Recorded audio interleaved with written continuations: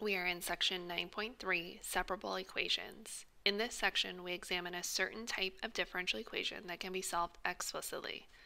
So a separable equation is a first-order differential equation in which the expression for dy dx can be factored as a function of x times a function of y.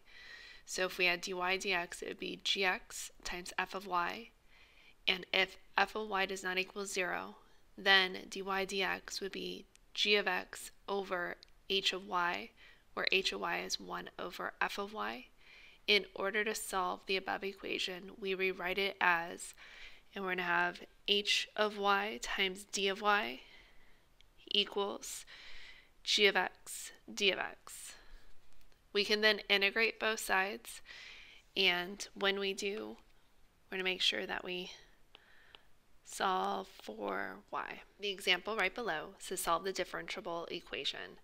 And so a says dy dx equals x over e to the negative y. And so I'm going to rewrite this. So this is dy dx is equal to x over e to the y. And then going ahead and cross multiplying here, I'm going to end up with e to the y dy is equal to x dx. And y's are all on the left side, my x's are all on the right side, and from here I'm able to integrate both sides. The left side is just going to be e to the y, and my right side is going to become 1/2 x squared. And since this is an indefinite integral, we do need to add a plus c, not to both sides, but only to one side since it is a constant. So I'm going to add it over here to my right. And then, like it says up above, we need to solve for y. And so to solve this for y, we need to take the natural log on both sides.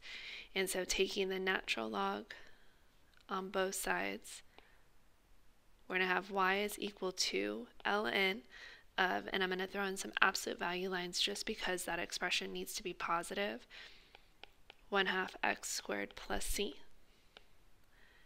And that would be my answer. Part B, right next to this, says y squared plus xy squared times the derivative y prime is equal to 1. And so in order to do this, I'm going to go ahead and rewrite it with y prime as dy dx. Also notice that I'm able to factor out y squared from those parentheses. So if I have y squared times 1 plus x times dy dx is equal to 1. And then from here, I'm going to go ahead and rewrite this. And I'm going to put the 1 plus x, divide that on both sides. So I have y squared dy dx is equal to 1 over 1 plus x. And then I'm able to multiply both sides by that dx. So I have y squared dy is equal to 1 over 1 plus x dx. From here, you'll notice that I have all my y's on the left and all my x's on the right. So integrating both sides, I am going to end up with 1/3 y cubed is equal to, and this is the natural log of 1 plus x, and again plus c since we are dealing with a constant. And from here I need to get y by itself, so if I multiply all my terms by 3, you notice your constant gets multiplied also by 3. So I'm going to say let's let k equal 3c, so defining that new constant. And so then we have y cubed is equal to 3 natural log of 1 plus x plus k. And then from here I'm going to do the cube root. So I get y equals the cube root of 3 ln of 1 plus x plus k. And that would be our answer. The next example says find the solution to the differentiable equation that satisfies the initial condition. So this time we're also given an initial condition which allows us to find that constant value. So part A says dy dx equals ln of x over xy, and then our initial condition is y of 1 is equal to 2. So going ahead and rewriting this, I'm going to have y dy is equal to, and I have ln of x over x dx And integrating both sides, my y's are on the left. That's an easy one to integrate. And my x's are on the right. However, that one's not as easy to integrate. I'm going to go ahead and use a u substitution and let u equal ln of x, and then du is going to equal 1 over x dx. And so the left-hand side I can integrate, and I get 1/2 y squared equals, and then the right-hand side is now going to become the integral of u du, which we can integrate now. We get 1/2 y squared equals 1/2 u squared plus c, since this is an indefinite integral. I'm going to back sub in what u is, and u is equal to ln of x, so I have 1/2 y squared equals 1/2 ln of x squared plus c. And solving this for y, I am going to end up with multiplying everything by 2. I get y squared equals ln of x squared plus 2c. And from here, I am going to go ahead and substitute in my initial condition before I keep going with this, and that will allow me to figure out that value as c. And so the x value that we have is 1, and the y value that we have is 2. So we have 2 squared equals ln of 1 squared plus 2 times c. So 4 equals, ln of 1 is just 0. So 4 equals 2c, which means that c is going to be equal to 2. And so the problem that I was at before with the c value in there, I'm going to go ahead and substitute in that c is equal to 2. And so we have y squared equals ln of x squared plus 2 times 2. I need to take a square root on both sides. Don't forget your plus or minus.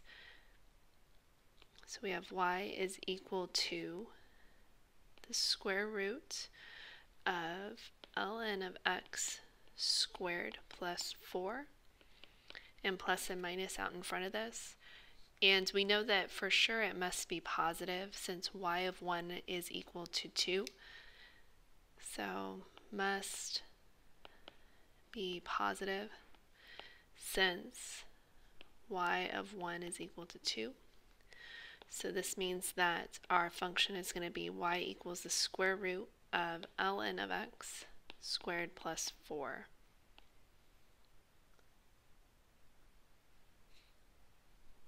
We have another example right below this that says y prime equals xy sine x over y plus 1, and y of 0 is equal to 1. And so again, y prime is dy dx is equal to xy sine of x over y plus 1. I'm going to get my y's all on the left side and my x's all on the right side. So I'm going to have y plus 1 over y dy is equal to x sine x dx. On the right, from here, we can integrate both sides. And I'm going to rewrite my left side as y over y, which is 1, plus 1 over y dy equals, and now to deal with that right side, I am not able to use u substitution. I'm going to have to actually try integration by parts. And for that, I'm going to let u equals x and dv equals sine of x dx. And so du is equal to dx, and v is going to be equal to negative cosine of x. And substituting this in, we have uv minus the integral of v du. So this is going to be negative x cosine of x minus the integral of negative cosine x dx. I'll put the negative out in front, so plus cosine x dx. And we are able to integrate that also, so we can keep going with the right side. On the left side, integrating that, we're going to get y plus ln of the absolute value of y is equal to negative x cosine of x, and integrating cosine of x with respect to x, we get plus sine of x. Since we're dealing with an indefinite integral, I'm going to go ahead and put my plus c in here. And Before going any farther with this, I'm going to go ahead and look at my initial value, and that is y of 0 is equal to 1. And so I'm going to go ahead and substitute in 1s for y, and x is 0. So 1 plus ln of 1 equals 0 cosine of 0 plus sine of 0 plus c. And so we have 1 plus 0, or just 1, is equal to 0 plus sine of 0, 0 is c. So we get c is equal to 1. And so rewriting this, we're going to end up with y plus ln of the absolute value of y equals negative x cosine of x plus sine of x plus 1. And we are unable to solve this for y explicitly, so this would be our final answer. So we are unable to solve this for y, so we can't solve explicitly for y, so this would be our final answer. The example right below this, I'm going to go ahead and circle, and we'll work on this one together in class. The next thing in this section is orthogonal trajectories. An orthogonal trajectory of a family of curves is a curve that intersects with curves of a family orthogonally, which is at a right angle. And so you can see that in that diagram right there. It says, recall that we know the slope of the line that is tangent to the curve, the slope of the line that is perpendicular to the curve is the opposite reciprocal. So hopefully you remember this back from algebra. So the example right below this says, find the orthogonal trajectory of the family of curves. And they give us the function y squared equals k times x cubed.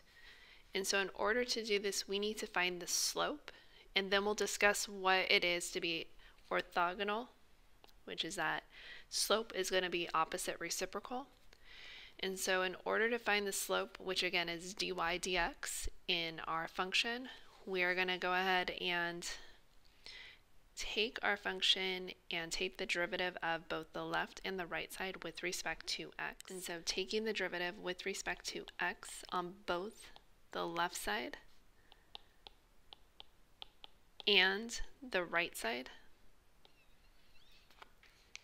So on the left, we're going to have 2y times dy dx. And then on the right side, since that's in terms of x and k is just a constant, we're going to have 3kx squared. And then from here, our slope, dy dx, is equal to 3kx squared over 2y.